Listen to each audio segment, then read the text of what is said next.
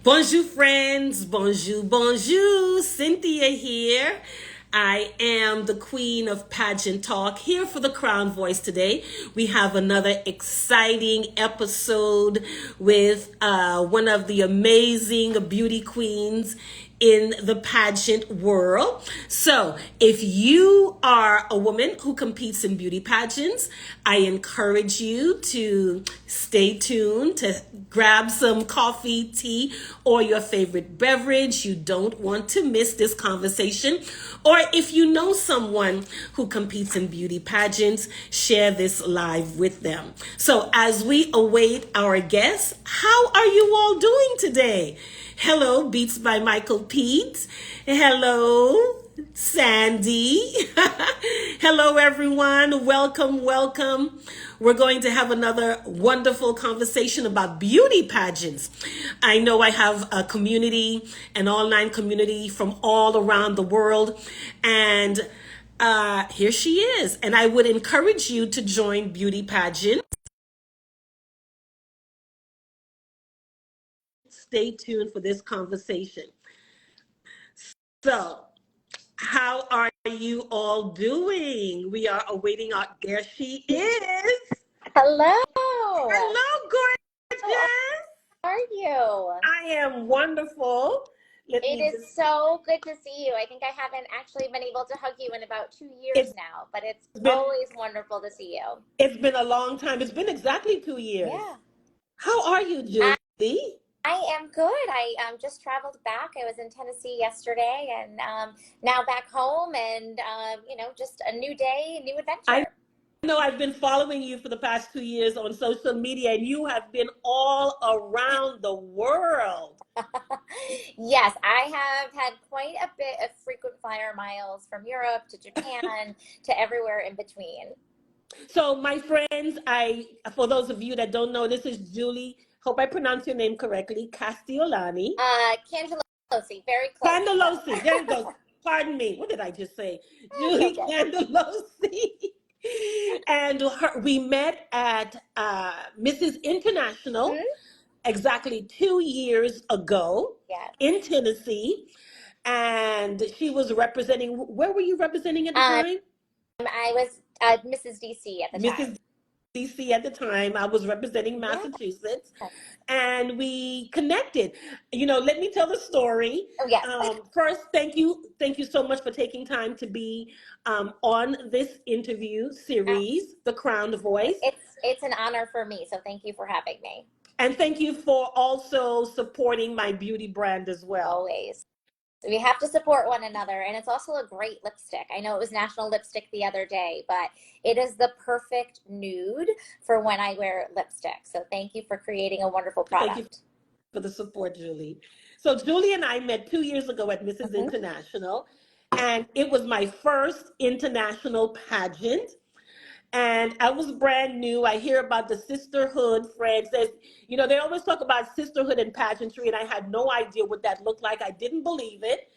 And I met Julie, and Julie is fabulous. She's wearing the Yeah. most beautiful clothes. She has the energy. She's talking to everyone. And I'm like, well, who is this girl, right? So, I'm like being cautious because, we're here to compete, Yeah. quote unquote. So the first day, I'm hungry. And my husband hadn't arrived yet with Zeev. And I said, oh my God, I'm so hungry. What am I going to eat? I have to be careful. And here's Julie. She comes and she said, Cynthia, you said you were hungry. I will get you something to eat. I'm going to. Do you remember that, I Julie? do, now that you're saying it, I do remember. We got Panera, I think. Panera, that's exactly what you said. You said, I'm going to Yeah. Panera. I'll get you something to eat. So that, I was like, okay. All right, let me just bring it down just a little bit. The second thing, we were at rehearsals, 10-hour rehearsals in these high Oh, heels, 6 inches. oh yes. My feet were burning. And here comes Julie again. I have something you can use. And I'm like, you're going to help me? We're competing against each other.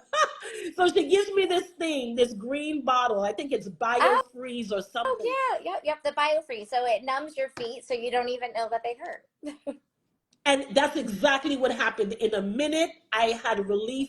So I'm saying all of this to say that is how we connected. You were also the person who came to me at rehearsals and you said, Cynthia, you're on the leadership board for People's Hmm. Choice. I didn't even know what Yeah, leadership board was. And I said to you, what is that? And you yeah. said, remember? I do remember that. But you know what I love about pageantry is truly the sisterhood. And I love that we all really just come together in times of need, whether it's food or your feet. Or I remember backstage at the time, it was Washington helped when my dress broke and I Yeah. needed to try to sew it backstage. And she had the tiny little scissors, and she was able to support me. And it was just really, it's just such an incredible place of, powerful women. Julie, for the people who are watching who are unfamiliar with the beauty Yeah. pageant world, that's why I love doing these conversations. Explain to them this sisterhood and being in a competitive sport, but still supporting each other. How is that even possible? You know, if you asked me before I competed in pageants, I would have probably said, you're nuts. Like, there's no way. Kind of like what you said. Like, there is that trepidation to say, are you really going to be great friends with these women? You're competing with one another. And it is unlike anything I've ever experienced. Through pageantry, my very best friends have come out of it. And there will become a point, though, that you may not be able to compete with your best friend anymore. So one of my best friends in the entire world is Kristen Simone.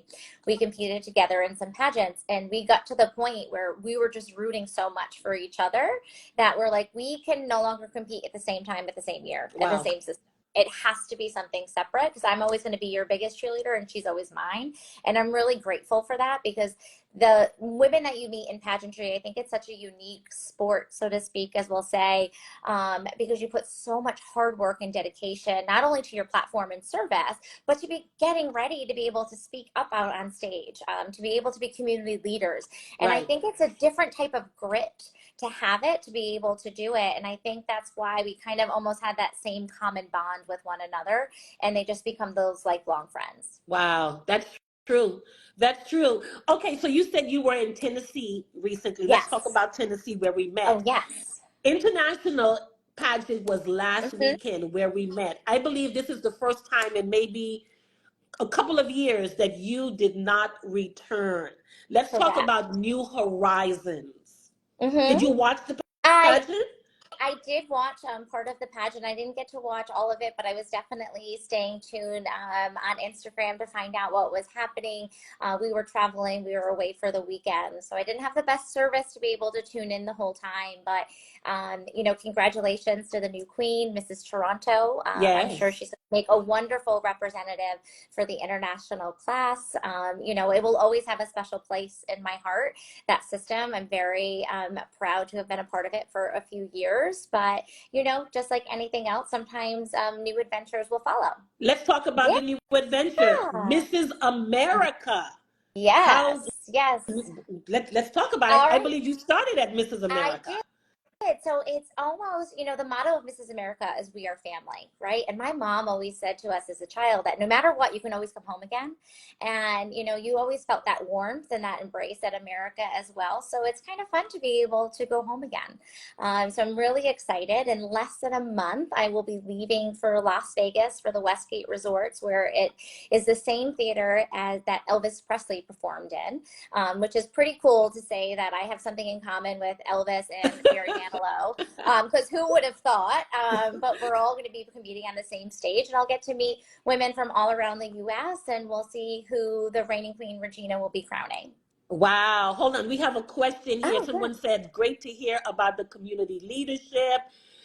Someone is saying, say hello to Brazil. Oh, Hello, hi, Brazil. Brazil.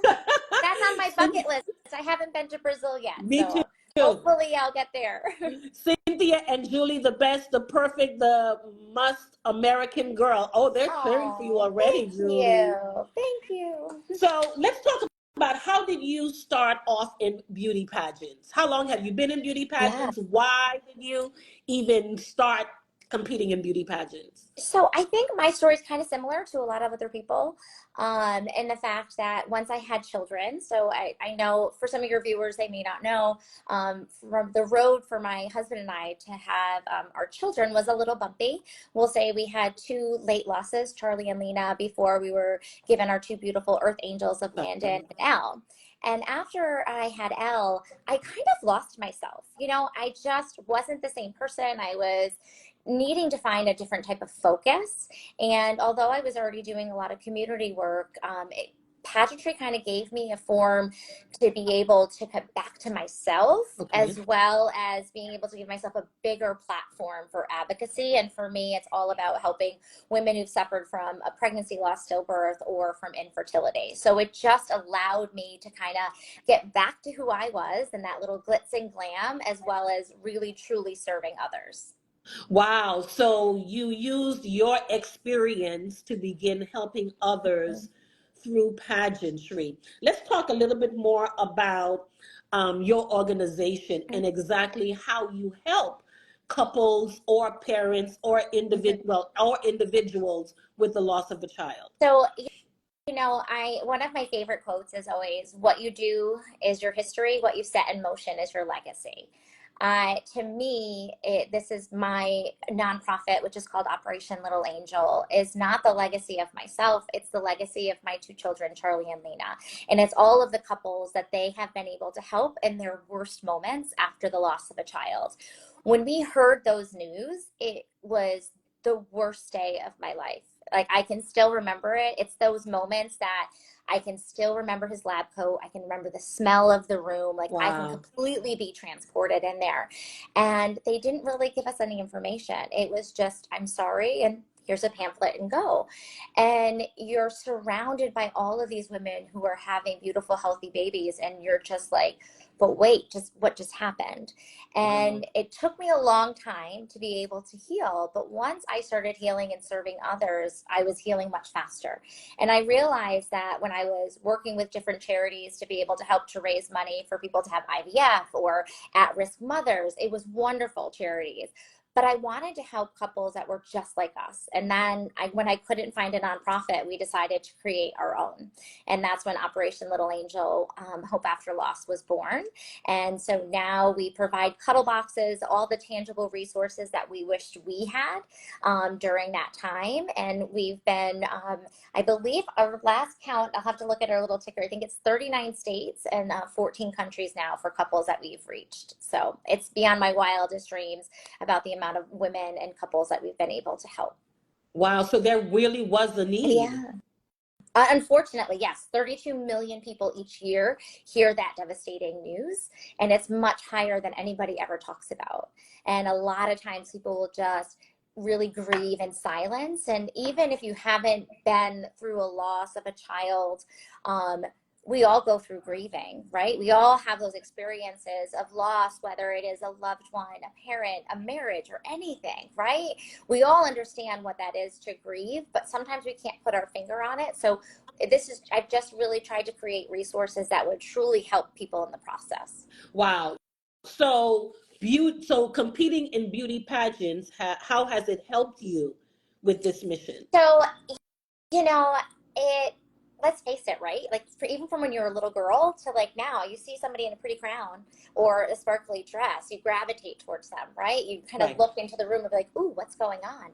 And it has allowed me to be able to reach way more people than I could have ever imagined, in terms of being able to help fundraise for all of this, right? Like, nonprofits, you have to run on finances, right? You can't just create everything yourselves. So by having pageantry, it's been able to allow me to reach incredible women, to be able to share my story, which in turn helped inspired a book that I co-wrote entitled Mom, as well as just raising money for our nonprofit itself. How is your book doing? What's the title of it again? So yeah, I have two books. The first one is entitled Mom, which is all stories of people's road to motherhood, because just like a snowflake, it's unique. So we have everyone's personal essays talking about their stories of who may have froze their eggs because they're not sure if they're going to have children, who decided to do surrogacy because they wouldn't be able to, or adoption, or secondary infertility. And it's all everyone's individual stories. So hopefully if somebody is struggling, they can find themselves in one of those stories. And then the other book I have is a children's book, totally different topic, and that is The Moon is Always Following Me, inspired actually by my son Landon. Wow. Julie, for those who didn't quite catch or fully understand what you just said, let's make it in very simple terms. This is for you assist individuals, women, couples who have had a child and the child didn't survive. Let's use that word. So, yes, so we help women or couples during pregnancy loss, early infant loss, or stillbirth. Okay. So those are all of the categories of women that they will reach out directly on our website, or which is operationlittleangel.org, or people will recommend it from a friend. I've had people kind of connect with me through Instagram as well, or they'll find us on their website and we'll mail out a cuddle box directly to them with a little note in there to let them know that they're not alone. So whether it's a stillbirth, a miscarriage, what you're saying is it doesn't just that woman, she doesn't just go on with life as usual. Like, okay, it didn't happen, that's it. Let me go back to work. I'll go back to my business. I'll try again. That's not how it works. Well, for some it may, right? Like, you can't speak for all women, Right. but for some people, they may be able to just kind of move on, and also depending on where the loss was in the process. But for me, it wasn't. I still remember my children's birthdays of would-be birthday, and I also remember the days that I lost them. My children are well aware that they have guardian angels in heaven, and my daughter unfortunately had a crazy accident. Thank God she's okay. And she said to me when she was ready to talk, and she said, I know Charlie and Lena watched over me.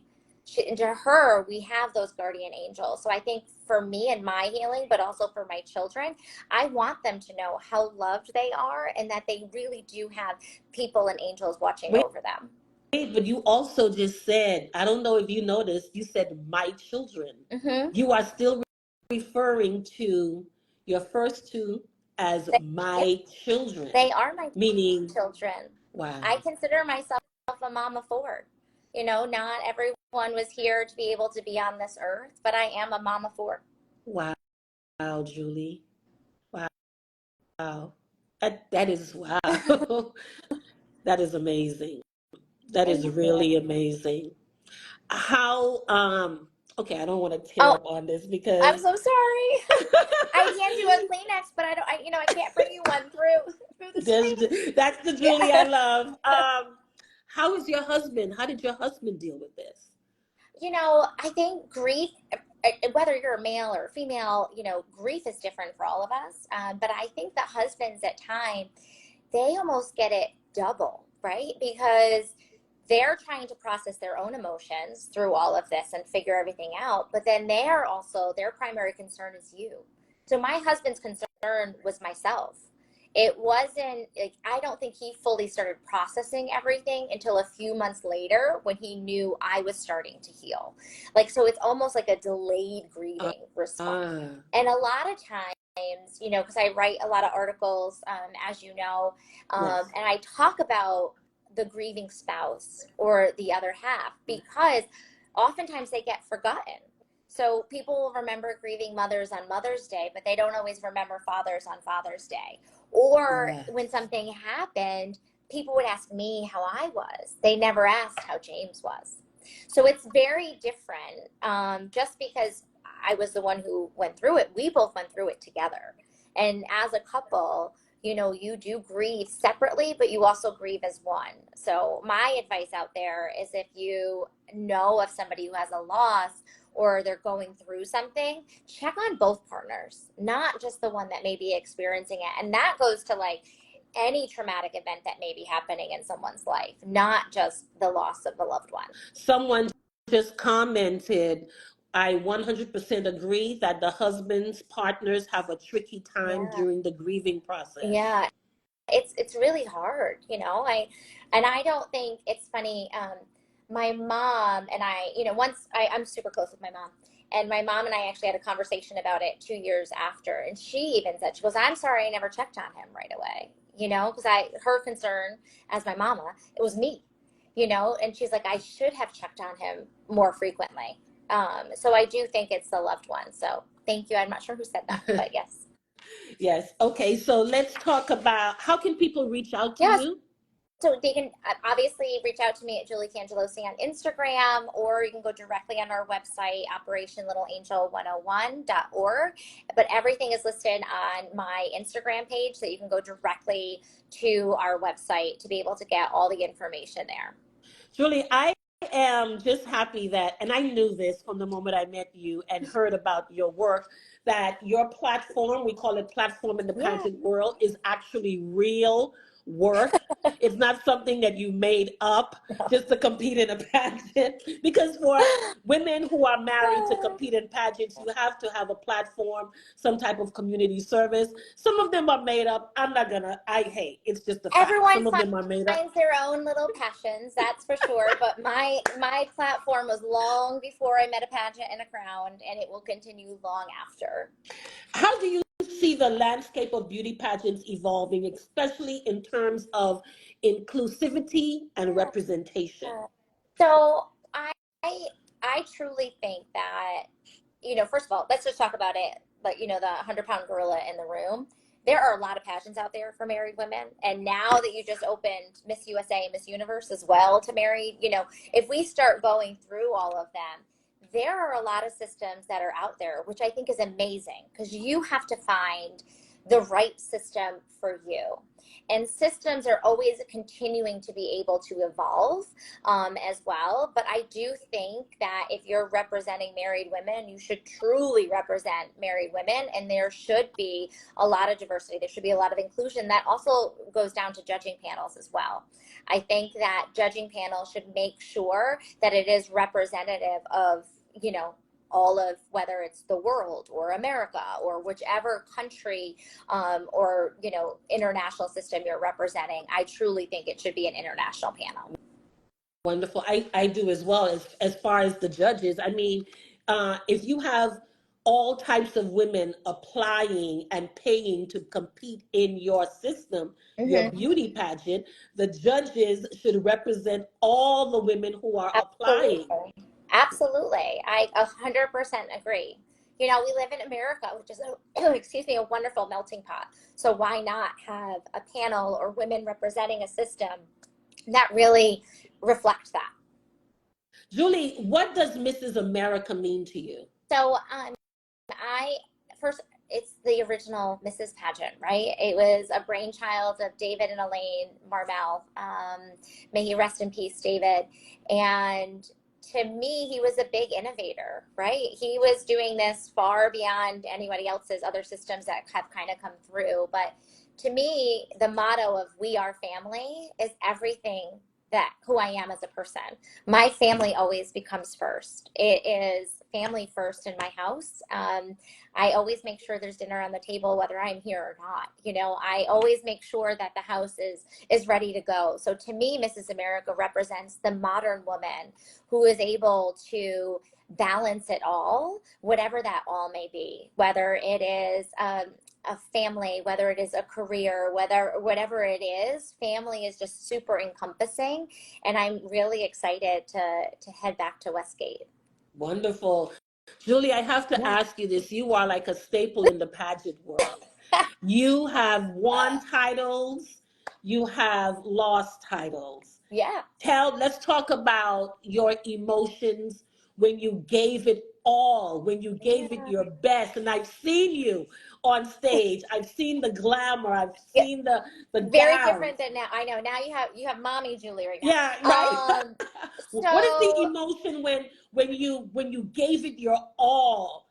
For instance, when I saw you at International, Yeah, you gave it your all. You I were gorgeous, did. well spoken, Thank you. everything, and you didn't come home with the crown. No, but you know, what's meant for you will not pass you by. And I know people say that it's a lot, but I truly do believe that God has a plan for all of us.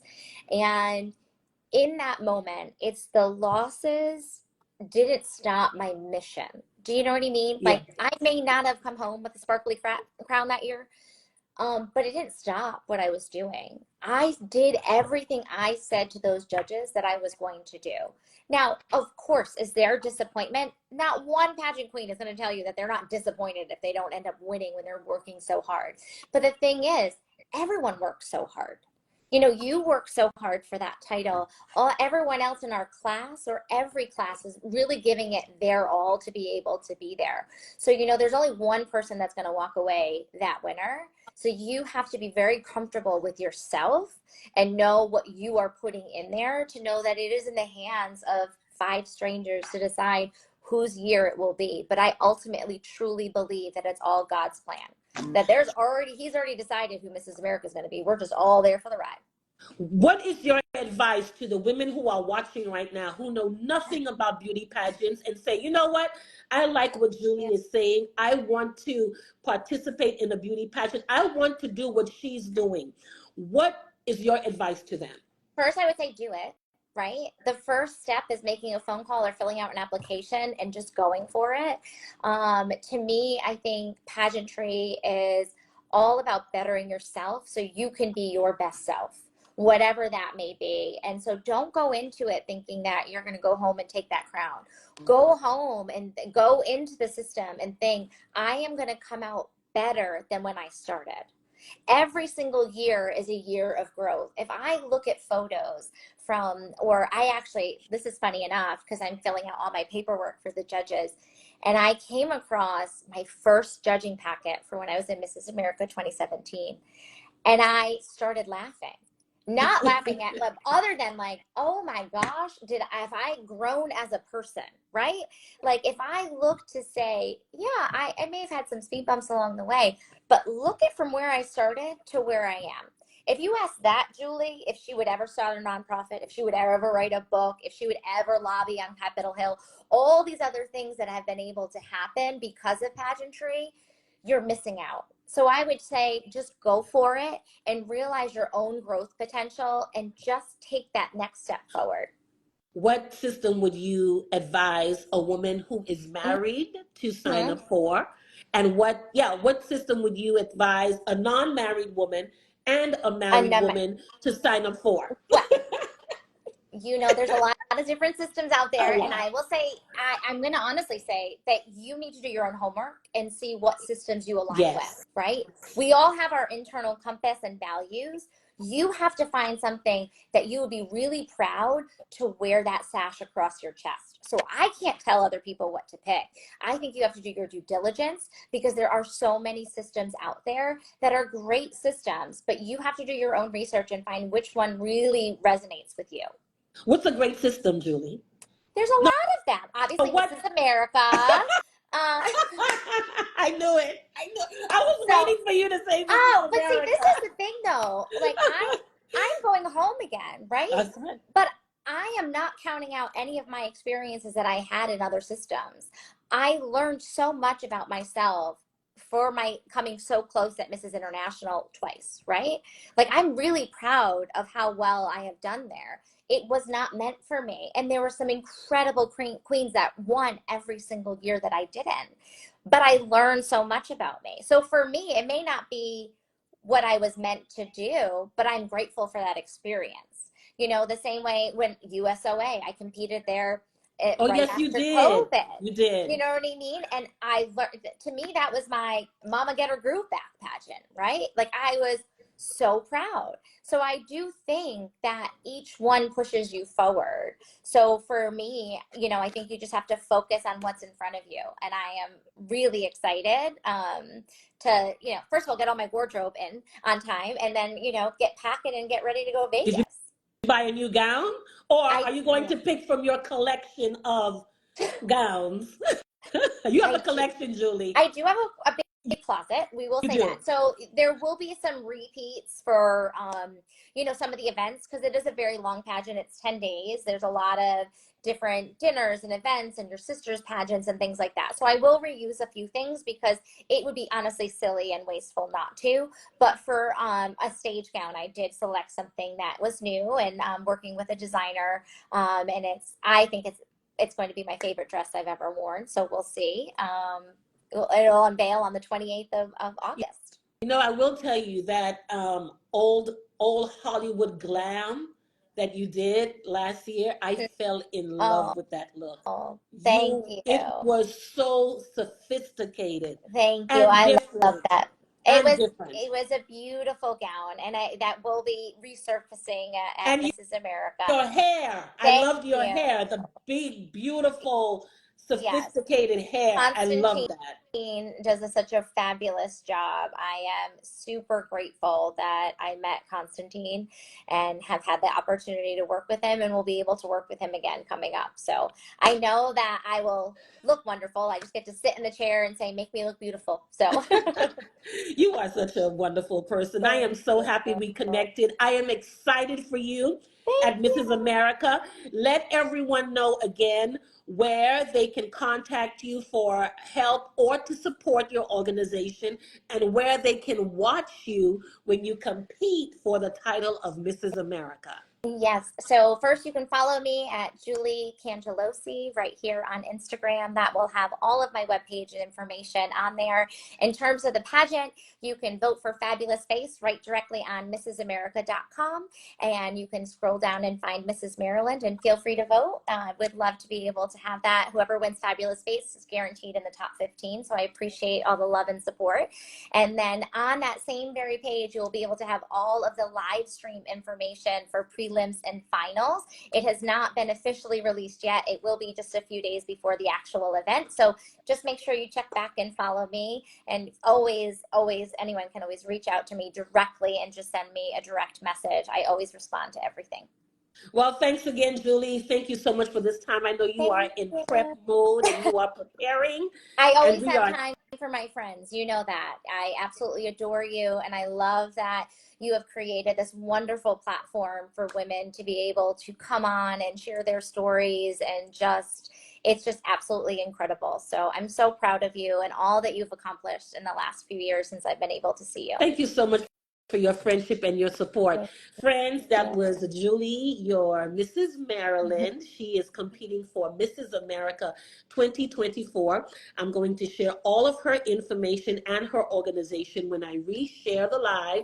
Please share it with someone who's considering joining beauty pageants or someone who is already competing in beauty pageants. Today's episode was brought to you by... Here you are. Brought to you by Reine Cynthia Beauty Queen Collection lipsticks. I will put the website in when I reshare this live as well. So that was it for me, my friend, for this episode of The Crown Voice. I am your queen of pageant talk. Have a wonderful day. Thank you, Julie. Bye. Bye.